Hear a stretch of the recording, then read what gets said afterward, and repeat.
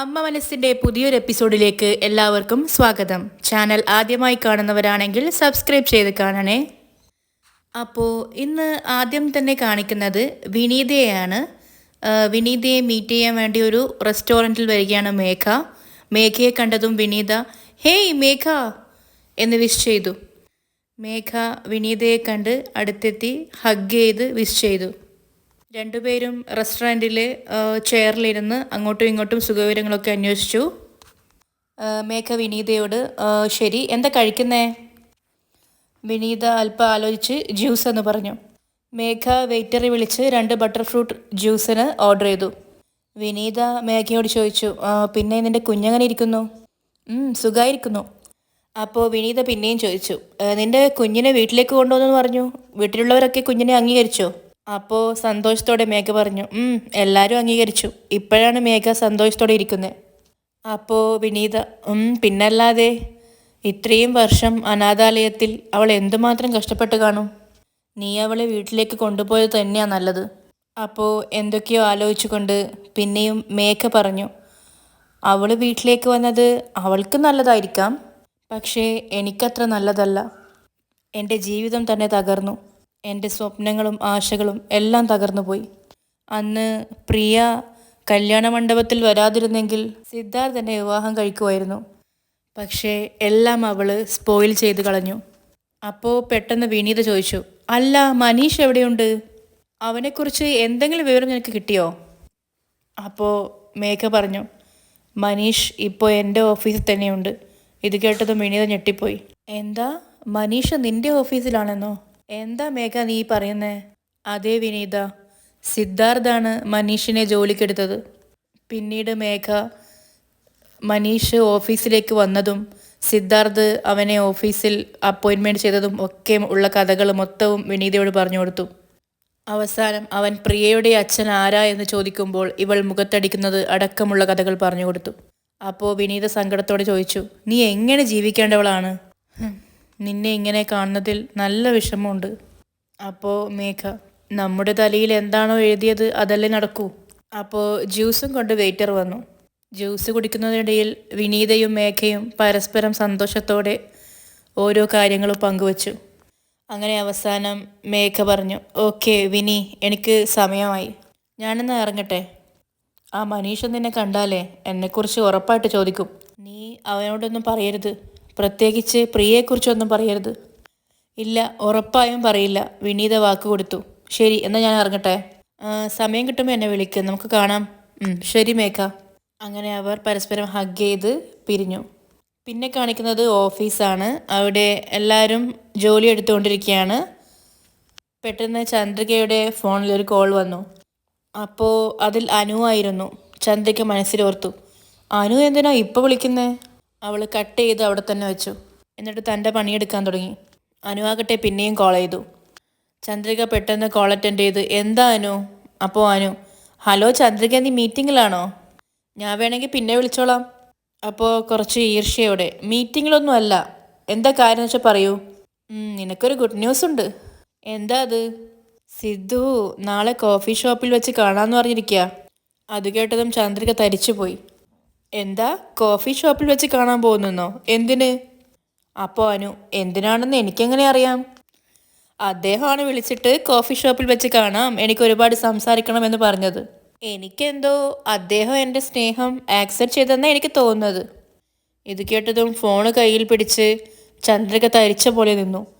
അനു പിന്നെയും പറഞ്ഞു നാളെ കോഫി ഷോപ്പിൽ വെച്ച് സിദ്ധു എൻ്റെ ലവ് ആക്സെപ്റ്റ് ചെയ്താൽ ഈ ലോകത്ത് എന്നേക്കാൾ വലിയ സന്തോഷവതി ആരും ഉണ്ടാവില്ല. ഇതൊക്കെ കേട്ട് ചന്ദ്രികയ്ക്ക് ദേഷ്യവും സങ്കടവും ഒക്കെ കൂടി വന്നു. അവൾക്ക് മിണ്ടാനായില്ല. അനു പിന്നെയും പറഞ്ഞു നിനക്കെന്താ തോന്നുന്നത് ചന്ദ്രികയെ? സിദ്ധു എൻ്റെ സ്നേഹം ആക്സെപ്റ്റ് ചെയ്യുമെന്നാണോ അതോ റിജക്റ്റ് ചെയ്യുമെന്നാണോ തോന്നുന്നത്? ചന്ദ്രിക ദേഷ്യത്തോടെ അതെനിക്കെങ്ങനെ അറിയാം, നീ അദ്ദേഹത്തോട് തന്നെ ചോദിക്ക്. അതും പറഞ്ഞ് കോൾ കട്ട് ചെയ്ത് കളഞ്ഞു. ചന്ദ്രിക കോൾ കട്ട് ചെയ്തെന്നറിഞ്ഞതും അനുവിന് അല്പം ചിരിയും വന്നു. അനു മനസ്സിലോർത്തു ചന്ദ്രിക കോൾ കട്ട് ചെയ്തത് വെച്ച് നോക്കുമ്പോൾ അവൾ നേരെ ചെന്ന് സിദ്ധു സാറിൻ്റെ ക്യാബിനിൽ പോയി അദ്ദേഹത്തിൻ്റെ കോളറിൽ പിടിച്ച് ചോദിക്കും നിങ്ങൾ ആരെങ്കിലും സ്നേഹിക്കുന്നുണ്ടോ എന്ന്. അങ്ങനെയെങ്കിലും ചന്ദ്രികയുടെ മനസ്സിൽ സിദ്ധു സാറുണ്ടെന്നുള്ള കാര്യം അവൾ പറയട്ടെ. ചന്ദ്രിക ആകട്ടെ ഇപ്പുറത്ത് തരിച്ചങ്ങനെ ഇരിക്കുകയാണ്. അപ്പോൾ ഗീത അവളോട് പറഞ്ഞു, ചന്ദ്രികയെ ആ ബോട്ടിലിങ് എടുത്തേ. ചന്ദ്രിക കേൾക്കുന്നില്ല എന്നറിഞ്ഞപ്പോൾ ഗീത പിന്നെയും ഉറക്കെ പറഞ്ഞു, ചന്ദ്രികയെ നിന്നോട് ആ ബോട്ടിലിങ് എടുക്ക്. അപ്പോൾ എന്തോ പെട്ടെന്ന് ദേഷ്യം പിടിച്ച പോലെ ചന്ദ്രിക പുറകോട്ടേക്ക് നടന്നു. അപ്പോൾ ഗീത മനസ്സിലോർത്തു, ആ വെള്ളമെടുക്കാൻ പറഞ്ഞപ്പോൾ ഇവളിതെവിടെയായി പോകുന്നേ? എന്തു പറ്റി ഇവൾക്ക്? ചന്ദ്രിക നേരെ പോയത് സിദ്ധുവിൻ്റെ ക്യാബിനിലേക്കാണ്. അവനാകട്ടെ ഒരു കീ ചെയിന് കയ്യിലിങ്ങനെ ഇട്ട് കറക്കി എന്തൊക്കെയോ ആലോചിച്ചുകൊണ്ടിരിക്കുകയാണ് അവിടെ. അപ്പോൾ ചന്ദ്രിക അത് നോക്കി നിന്നു. പിന്നെ സിദ്ധു അവളെ ശ്രദ്ധിച്ചു. അപ്പോൾ ചന്ദ്രിക പറഞ്ഞു, സോറി സാർ, വന്ന സമയം ശരിയില്ലെന്ന് തോന്നുന്നു. അപ്പോൾ സിദ്ധു ചിരിച്ചുകൊണ്ട് പറഞ്ഞു, ഇല്ല ചന്ദ്രികയെ, ശരിയായ സമയത്ത് തന്നെയാണ് വന്നിരിക്കുന്നത്, വാ അകത്തേക്ക് വാ. അപ്പോൾ അവൾ അകത്തേക്ക് വന്നു. പറയ്, എന്താ കാര്യം? അവൾ മനസ്സില്ലാ മനസ്സോടെ ചോദിച്ചു. അനു ഇപ്പോൾ വിളിച്ചിരുന്നു, നാളെ സാർ അവളെ കോഫി ഷോപ്പിൽ വെച്ച് കാണാമെന്ന് പറഞ്ഞിട്ടുണ്ടോ? അതെ ചന്ദ്രികെ, എനിക്ക് അനുവിനോട് കുറച്ചധികം മനസ്സ് തുറന്ന് സംസാരിക്കണം. എന്നെ സ്വീകരിക്കില്ലെന്ന് നീ ഉറപ്പിച്ച് പറഞ്ഞു കഴിഞ്ഞു. അതുകൊണ്ട് ഞാനൊരു തീരുമാനം എടുക്കാൻ നിർബന്ധിതനായിരിക്കുന്നു. എന്നിട്ട് പിന്നെ ചന്ദ്രികെ, നിനക്കൊരു കാര്യം അറിയോ? അനു എന്നെ ഒരുപാട് സ്നേഹിക്കുന്നു. അവളോട് ഞാൻ സത്യസന്ധനായിരിക്കണമെന്ന് കരുതുന്നു.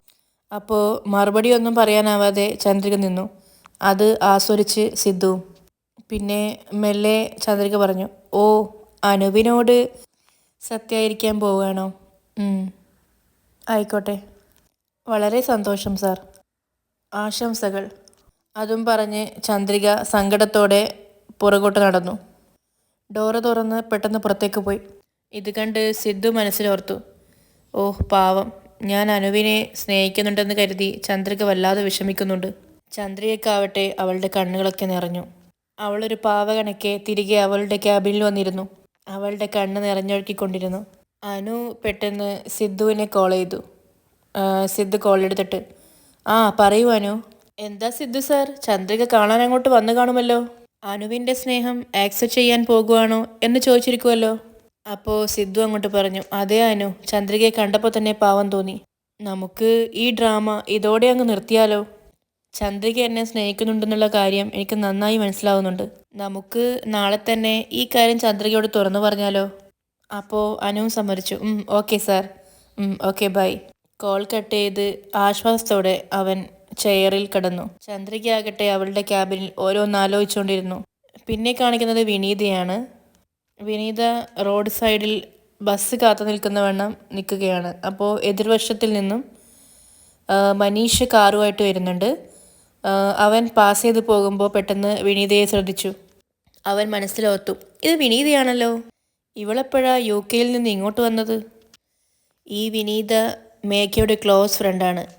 ഞങ്ങൾ സ്നേഹിക്കുന്ന കാലം മുതലേയുള്ള എല്ലാ കാര്യങ്ങളും ഇവൾക്കറിയാം. ഇവളോട് ചോദിച്ചാൽ മേഘയുടെ സീക്രട്ട് എന്താണെന്നറിയാം. അവൻ പിന്നെയും വണ്ടി പുറകോട്ടേക്കെടുത്ത് വിനീതയുടെ അടുത്ത് കൊണ്ടുവച്ചു. എന്നിട്ട് അവൻ വിളിച്ചു, വിനീത. വിനീത മനീഷിനെ കണ്ടതോ ഒന്ന് പകച്ചുപോയി. അവൾ മനസ്സിലോർത്തു, അയ്യയ്യോ, എന്നെ കണ്ടല്ലോ, മേഘയുടെ ഡീറ്റെയിൽസൊക്കെ എന്നോട് ചോദിക്കുമല്ലോ, ഇപ്പം എന്താ പറയാ? മനീഷ് കാറിൽ നിന്നിറങ്ങി. എന്നിട്ട് വിനീതയുടെ അടുത്ത് വന്ന് ചോദിച്ചു, എന്താ വിനീത, എന്നെ കണ്ട ഉടനെ ഷോക്കായി പോയോ? അങ്ങനെയൊന്നുമില്ല മനീഷ്. നാട്ടിലെപ്പോഴാണ് എത്തിയത്? ലാസ്റ്റ് വീക്കാണ് എത്തിയത്. വീട്ടിലെല്ലാവർക്കും എങ്ങനെ ഇരിക്കുന്നു? എല്ലാവരും സുഖമായിരിക്കുന്നു. ഓക്കെ, പിന്നെ മേഘയെ നീ കണ്ടിരുന്നോ? അപ്പോൾ ഉത്തരം മുട്ടിയതുപോലെ നിന്ന് പെട്ടെന്ന് വിനീത പറഞ്ഞു, അത് പിന്നെ ഇല്ല. അപ്പോൾ മനീഷ് ചോദിച്ചു അങ്ങോട്ട്, എന്താ പറയുന്നേ, മേഘയെ നീ കണ്ടില്ലെന്നോ? ഇതുവരെ കണ്ടിട്ടില്ല. അപ്പോൾ മനീഷ് അങ്ങോട്ട് ചോദിച്ചു, നിങ്ങൾ രണ്ടുപേരും ക്ലോസ് ഫ്രണ്ട്സ് അല്ലേ? ഇതുവരെ കണ്ടില്ലെന്ന് പറയുന്നു, എനിക്ക് വിശ്വസിക്കാനാവുന്നില്ല. അപ്പോൾ അവൾ ഉത്തരം പറയാൻ അവർ തലകുനിച്ചു നിന്നു. മനീഷ് പിന്നെയും പറഞ്ഞു, വിനീത, നിനക്കൊരു കാര്യം അറിയോ? മേഘ എൻ്റെ ഓഫീസിലാണ് വർക്ക് ചെയ്യുന്നത്. കാറിൽ കയറിക്കോ, ഞാൻ വേണമെങ്കിൽ നിന്നെ മേഘയുടെ അടുത്ത് ഡ്രോപ്പ് ചെയ്യാം. അപ്പോൾ പെട്ടെന്ന് വിനീത പറഞ്ഞു, വേണ്ട വേണ്ട, എനിക്ക് പെട്ടെന്ന് പോയൊരു ആവശ്യമുണ്ട്, ഞാൻ പിന്നെ കണ്ടോളാം എന്ന് പറഞ്ഞ് അവൾ നടക്കാനിറങ്ങി. അപ്പോൾ മനീഷ്, വിനീത പോകല്ലേ, എനിക്കൊരു ഡൗട്ട് ക്ലിയർ ചെയ്താലുണ്ട്. അപ്പോൾ വിനീതയാകട്ടെ പിടിക്കപ്പെട്ട കള്ളിയെപ്പോലെ നിന്നു. മനീഷ് പിന്നെയും പറഞ്ഞു, എനിക്കിത് വേറെ ആരോട് ചോദിക്കാൻ കഴിയില്ല, നിന്നോട് മാത്രമേ കഴിയൂ. മേഘയും ഞാനും തമ്മിലുള്ള റിലേഷൻഷിപ്പ് എന്താണെന്ന് നിനക്ക് മാത്രമേ അറിയൂ. ഞാൻ മുൻപ് കണ്ട മേഘയും ഇപ്പോൾ കണ്ട മേഘയും തമ്മിൽ ഒരുപാട് വ്യത്യാസങ്ങളുണ്ട്. മേഘ ഒരുപാട് മാറിയിരിക്കുന്നു. എൻ്റെ മനസ്സിൽ അവളെക്കുറിച്ച് ഒരുപാട് ചോദ്യങ്ങൾ ഉയരുകയാണ്. ആ ചോദ്യങ്ങൾക്കെല്ലാം അവളോട് ഉത്തരം ചോദിക്കാൻ പറ്റുന്നില്ല. അതുകൊണ്ടാണ് നിന്നോട് ചോദിക്കുന്നത്. നിനക്ക് മാത്രമേ എൻ്റെ ചോദ്യത്തിന് ഉത്തരം തരാൻ പറ്റൂ. അപ്പോൾ വിനീത ചോദിച്ചു, എന്ത് ചോദ്യം? UK നടന്ന ആക്സിഡൻറ്റിൽ ഞാൻ മരിച്ചെന്ന് കരുതി മേഘ ഇന്ത്യയിലേക്ക് വന്നു. ഇന്ത്യയിൽ വന്ന ശേഷം മറ്റൊരു വിവാഹം കഴിച്ചു. ആ വിവാഹത്തിൽ അവൾക്കൊരു പെൺകുഞ്ഞ് ജനിച്ചു എന്നാണ് അവൾ എന്നോട് പറഞ്ഞത്. പക്ഷേ ഞാൻ അന്വേഷിച്ചിടത്തോളം അവൾ വിവാഹമേ കഴിച്ചിട്ടില്ലെന്നാണ് എനിക്കറിയാൻ കഴിഞ്ഞത്. വിവാഹം കഴിക്കാത്ത അവളെന്തിനാ എന്നോട് ഇങ്ങനെയൊക്കെ പറഞ്ഞത്? വിവാഹം കഴിക്കാത്തവൾക്ക് എങ്ങനെ കുഞ്ഞുണ്ടായത്? ആ കുഞ്ഞിൻ്റെ അച്ഛനാരാ? ഉത്തരം പറയാനാവാതെ വിനീത പകച്ചു നിന്നു.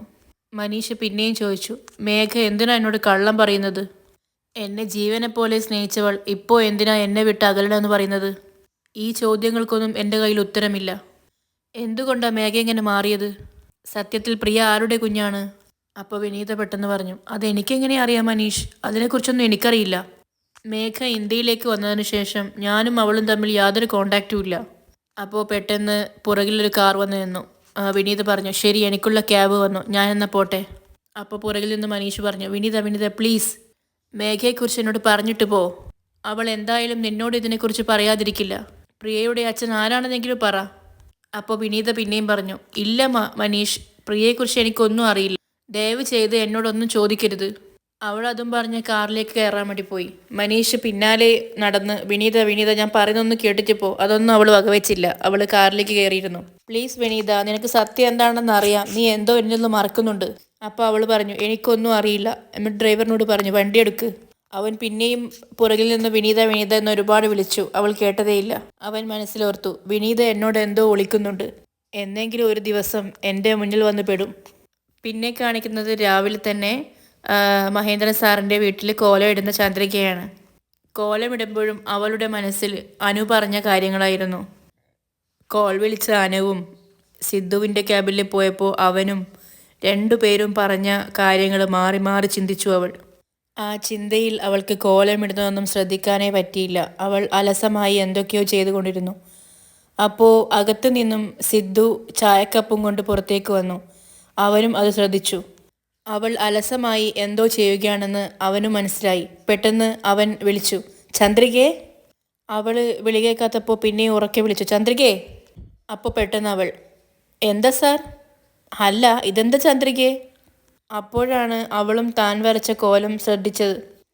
തെറ്റ് പറ്റിയതറിഞ്ഞ് അവൾ മനസ്സിൽ അയ്യോ എന്നിങ്ങനെ നിന്നു.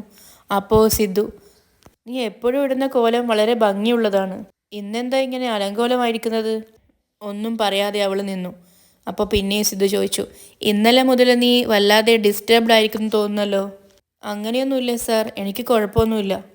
അപ്പോൾ സിദ്ധു മനസ്സിലോർത്തു, നിന്റെ മനസ്സിന് സമാധാനമില്ലെന്ന് എനിക്കറിയാം.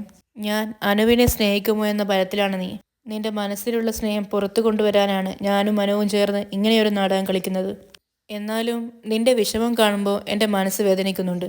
എന്നിട്ട് പെട്ടെന്ന് അവൻ ചന്ദ്രികയോട് ചോദിച്ചു, ചന്ദ്രികയെ, നീ എനിക്കൊരു സഹായം ചെയ്യുമോ? പറയൂ സാർ. നമ്മുടെ തോട്ടം ഇല്ലേ, അവിടെ ഒരുപാട് റോസാപ്പൂക്കളുണ്ട്. അതെല്ലാം പറിച്ചു കൊണ്ടുവന്ന് എൻ്റെ റൂമിലൊന്ന് വെക്കാമോ? എന്തിനാ സാർ?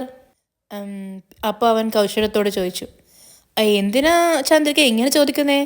അനുവിന് റോസാപ്പൂക്കൾ വളരെ ഇഷ്ടമാണ്, അവൾക്ക് കൊടുക്കാൻ വേണ്ടി ഞാൻ ചോദിച്ചേ. അവളുടെ മുഖം പിന്നെയും മാറി. അത് കണ്ട് അവൾ കാണാതെ സിദ്ധു മനസ്സിൽ ചിരിച്ചു. അപ്പോൾ ദേഷ്യത്തോടെ ചന്ദ്രിക പറഞ്ഞു, അനുവിന് ഇഷ്ടമാണെങ്കിലേ കടയിൽ നിന്ന് വാങ്ങിക്കൊടുത്താൽ മതി. വീട്ടിലെ തോട്ടത്തിൽ പൂത്ത പൂവൊക്കെ പൂജയ്ക്ക് മാത്രമേ എടുക്കൂ, അത് കണ്ടവർക്ക് കൊടുക്കാനൊന്നും പാടില്ല.